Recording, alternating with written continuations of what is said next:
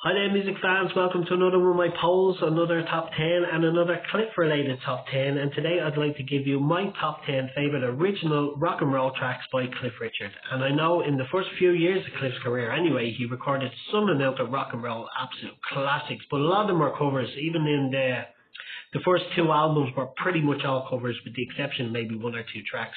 They pretty much were all covers.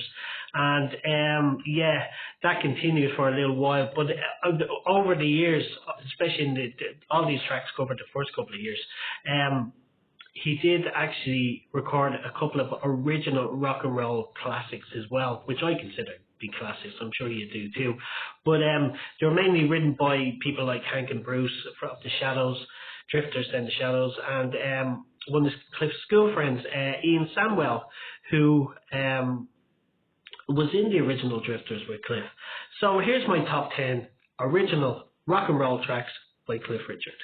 So number 10, this track, when Cliff was asked what was the worst track he ever recorded in his whole career, I think it was in Mojo magazine back in the late 90s, and I remember this.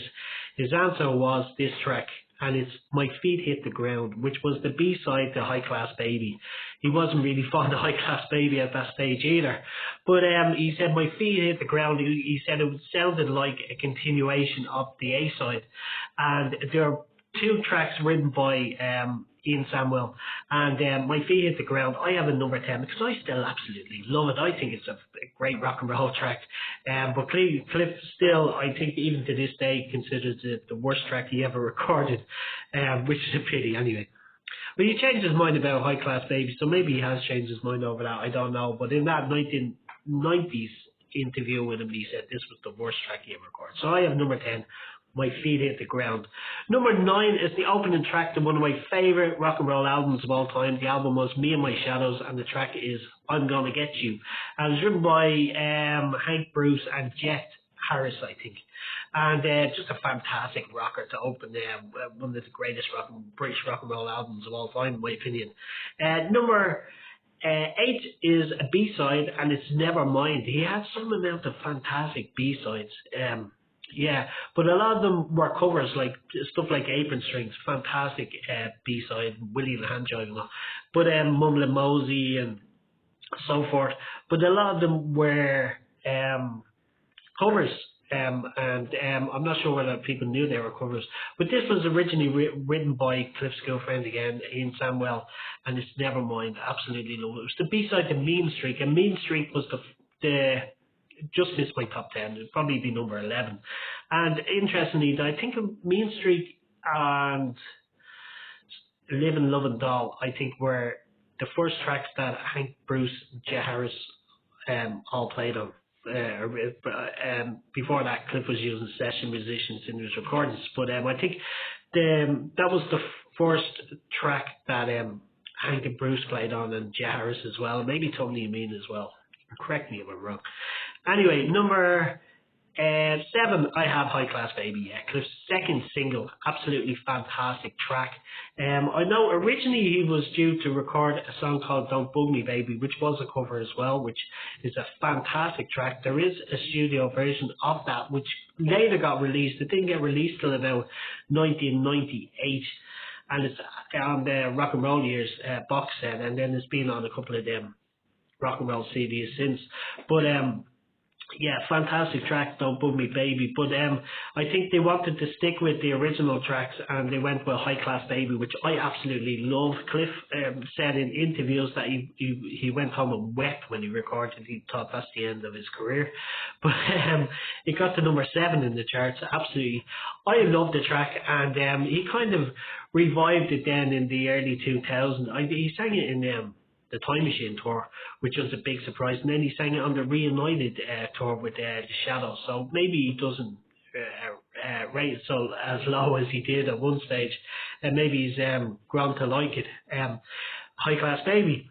So number 6, I have the opening track to the second side of Me and My Shadows. Again, absolutely fantastic album. Again, written by Ian Samwell. Fantastic track, chopping and changing. Absolutely love it.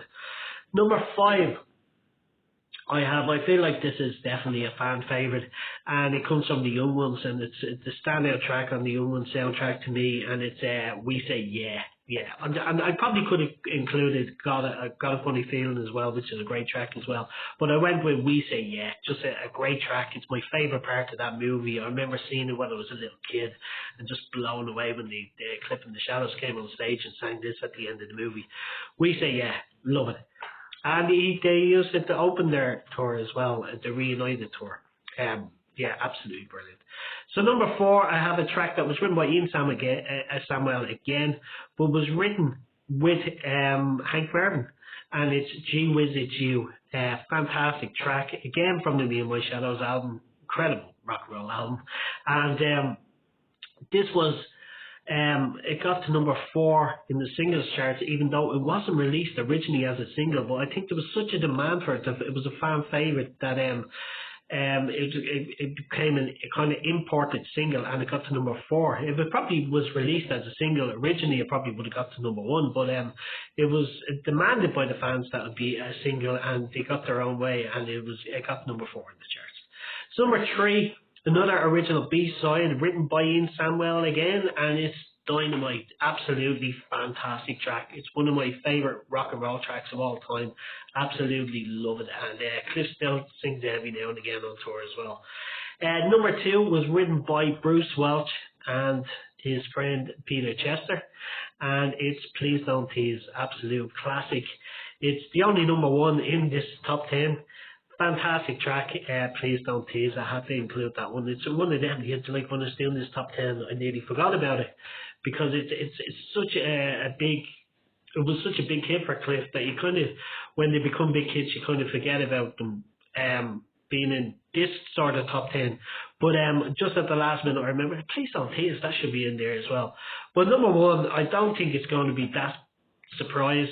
John Lennon said it was the first rock and roll track in Britain by a British artist. He said before this track there was nothing worth listening to in Britain, and it's moving, of course. Absolutely fantastic rock and roll track. I think everybody agrees that it was not so much it was the first rock and roll track, it was the first decent rock and roll track, or first really good rock and roll track released in Britain. And yeah, it's still my favourite track of all time, and it's definitely my number 1 favourite rock and roll originals by Cliff Richard. So just for fun, that was my top 10. If you have any comments, leave them in the section below. Please subscribe to my channel, and you get all these videos as soon as you click onto YouTube. And yeah, thanks for listening. Any comments, leave them in the section below. Thank you, and bye.